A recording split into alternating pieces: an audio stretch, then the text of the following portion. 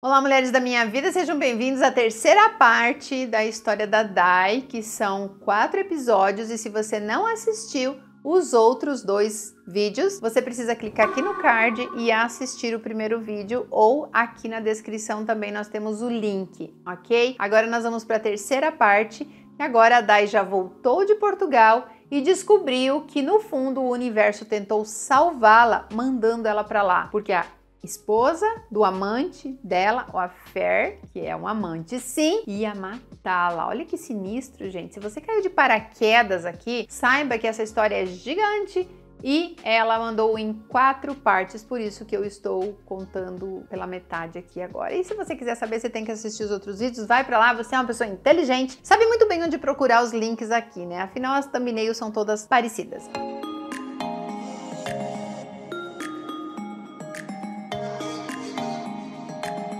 Eu relembrei de algo referente à pessoa que tive um affair na empresa. Depois que já estava de volta na minha cidade, uma amiga contou que a esposa, que agora é ex, havia traído ele com um colega de trabalho e ele perdoou. Penso que o casamento deles estava sendo empurrado pela barriga, com a barriga. E eu apareci como uma oportunidade para ele. Dizem que namorava ou estava casado com uma com o mesmo nome que eu. Uou! Não tive mais contato com ele. Cada um seguiu seu caminho. Ah, dizem que ele namora ou está casado agora, neste período. Gente, é muito importante vocês, mulheres, entenderem que nem todo homem que trai tá traindo porque o casamento não tá bom. Já aconteceu comigo várias situações de homens casados dar em cima de mim e tal, pra contar pra esposa, pra chamar a atenção da esposa de falar, olha aqui, ó, que mulherão. Se você não me trata bem, se você não lamber os meus pés, eu te largo pra ficar com ela ou eu vou te trair. É pra chamar a atenção da esposa. Prestem atenção quando o homem casado dá em cima de vocês, por favor. Após um longo período de luto por um ex vivo, ou português, eu comecei a trabalhar em outra clínica de estética no centro da minha cidade.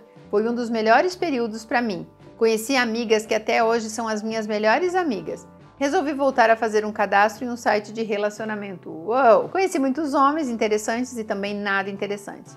Um desses é meu amigo até hoje. Me levava a ver meu marido quando éramos apenas paquera. Ah, então ela tá casada hoje. Já deu um spoiler aqui. Para me curar da dor do ex, comecei a fazer terapia e comecei a estudar também. Fiz curso de cura quântica, apometria, muitos cursos de reiki, terapia floral. Estava no meu trabalho interno de aceitação, perdoar, entender e liberar. No site de relacionamento, conheci novamente alguns estrangeiros, mas eu estava mais centrada em mim mesma. Mesmo ficando interessada em alguns, eu já tinha tido a minha experiência dolorosa. Na época, falava com um português que em nada me atraía, mas era uma pessoa muito querida e sincera, gente. Eu vou continuar lendo, eu não vou parar, tá? Vou continuar, mas sabe aquela coisa lá, a história se repete? Eu não sei o que vai acontecer aqui. Quebrei minha perna nesse mesmo período e fiquei em casa por muitos dias e sem trabalhar e ganhar dinheiro. Sem eu pedir nada, ele falou que ia me ajudar. Enviou em torno de R$1.000, nunca me cobrou nada, nem em sentido de sexo virtual. Queria que eu fosse morar com ele num país que ele estava abrindo uma empresa, mas não podia viver isso de novo, não mesmo. Ainda mais com uma pessoa que eu não sentia nada. Na última vez que nos falamos, estava no Brasil para conhecer uma brasileira que já ia junto morar com ele e com um casal de gêmeos que ela tinha de um pai que não assumiu os filhos. Isso que eu chamo de homem carente. Falei para ele tomar cuidado, porque também tinham mulheres interesseiras que queriam apenas sair do Brasil e ter uma vida melhor. E nunca mais soube dele. Encontrei meu marido nesse site. Falamos por vários dias até que, após tirar meu gesso, fomos nos conhecer. Rolou uma química, o beijo de despedida foi muito bom. Quando saíamos, ele sempre tinha uma desculpa. Tinha que buscar filha no dentista, tal horário, andava longe de mim em lugares públicos e quando o beijava, via uma mulher loira perto dele. Falei e ele dizia que deveria ser a ex-esposa dele. Falei que não, era uma energia atual do momento. Volta, volta. Volta, volta. Do que você tá falando, minha filha? Tá falando de que você via o espírito? Pera lá. Quando o beijava, eu vi uma mulher loira perto dele. Falei a ele que dizia que deveria ser a ex-esposa dele. Falei que não. que era uma energia atual do momento. Ele ria e desconversava. Mentia que não tinha Orkut. Era a época do Orkut.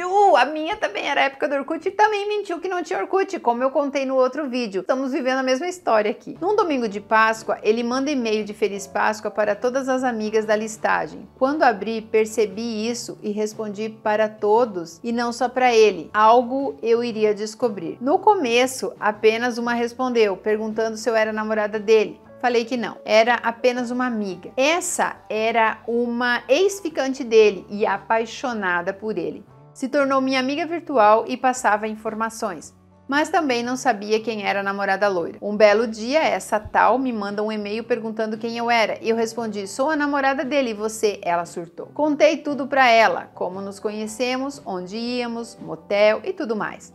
Claro que ele veio falar comigo e perguntar por que fiz aquilo, porque você é um safado e não tem que ficar mentindo pra mulherada. Tem namorada, fica com a namorada. Ele veio com a história de que não terminava porque tinha medo que ela se matasse. E ela era fora da casinha. Se for louca, vai se matar com você ou não. Quando vi a foto da tal namorada loira, era igual como eu via quando ele me beijava. Então agora vamos fazer um adendo aqui. Então ela tem uma paranormalidade, ela deve ser médium, ela fez curso de apometria e tal. E aí ela via a energia da pessoa que estava nele. É assim que funciona. Lembra que eu falo pra vocês sempre, quando você faz sexo com alguém, a energia da pessoa fica em você? Algumas pessoas são sensíveis e têm uma abertura maior para ver o que normalmente as pessoas não veem. E era o caso da Dai aqui. A Dai via isso. E o cara tinha namorado. Por isso que ela estranhou, que ele sempre tinha que levar filho no dentista, enfim. Dei um basta. Aquilo não era para mim. Segui com a vida. Sofri um pouco, eu gostava dele. Conheci um árabe após isso. Meu Deus, que homem lindo. Moreno, como gosto.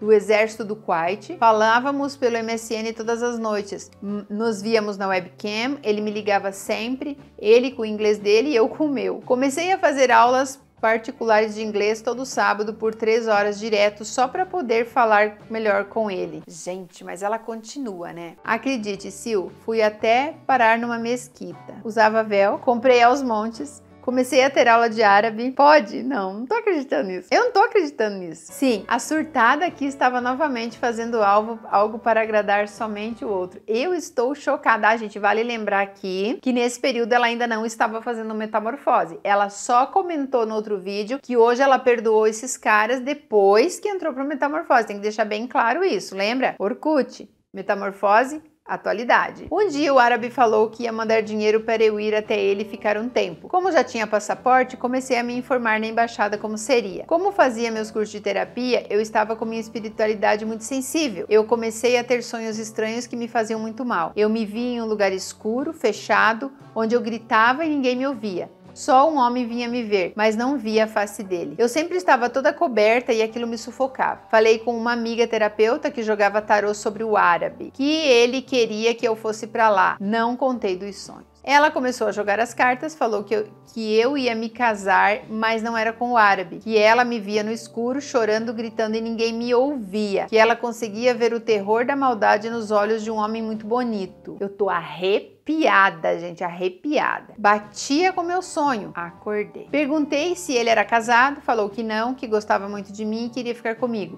Nunca descobri se era casado com um ou duas. Falei muito pouco com ele depois disso. Meu interesse por aquele homem lindo caiu por terra. Nessa época, o meu marido, que tinha ficado com a namorada loira neurótica, me ligou do nada. Um calor insuportável e eu com preguiça de pegar ônibus para voltar para casa e super cansada. Perguntou onde eu estava. Falei, estou na clínica quase indo embora. Estou no centro, te dou uma carona se quiser. E eu, oba, sim. Claro, sai em alguns minutos. Fomos conversando na boa, contou que tinha terminado com ela, porque ela falou para escolher entre ela ou o cachorro dele. Eu achei que era entre ela ou eu, o qual ele era apaixonado, que veio a falecer nesse meio tempo. Claro que ele escolheu o cachorro. Muito bem. Eu escolheria a Ruby. Sempre que eu conheço alguém, eu já falo, você gosta de cachorro e gato? Se não gosta, minha casa não é um lugar para você. Quem em sã consciência ia propor isso? Quando me deixou em casa, tentou me beijar. Não. Até pouco tempo atrás estava beijando a outra, todo feliz e agora vem todo cheio de amor? Pode parar. Me deu apenas uma carona. Entrei em casa e logo recebo uma mensagem no celular.